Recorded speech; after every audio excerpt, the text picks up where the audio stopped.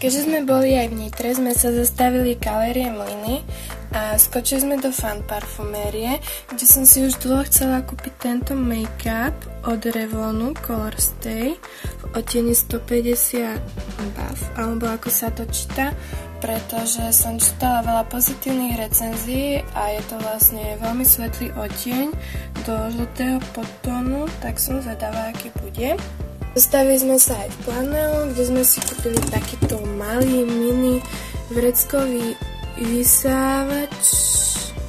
Už ma stihli dneska aj použiť.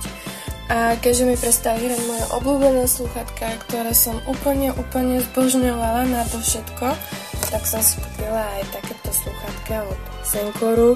Stali asi 3 €, alebo koľko, veľmi lacné.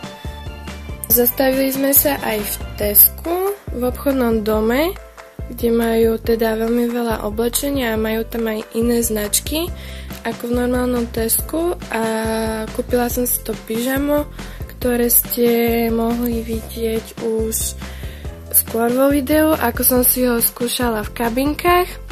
Je veľmi pekné, je veľmi príjemné a je strašne veľké, takže sa v ňom bude veľmi pohodlne spať, takže už sa na to teším.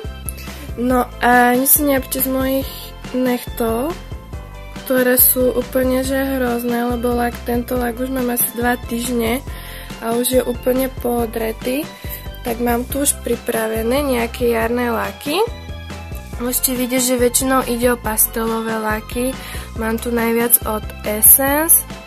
Mám ich tu 1, 2, 3, 4, 5 lakov, ktoré som už použila. Tento fialový mám aj na nechtoch, ale už je teda vo veľmi zlom stave.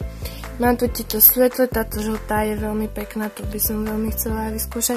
Ale mám tu aj moju klasiku, ktorá už vlastne nie je ani v predaji, pretože už sú iné druhy, ale toto sú fakt moje obľúbené 2 pastelové laky z tejto kolekcie Rita Ora od Rimmel London a mám tu ešte od L'Orealu takýto červený.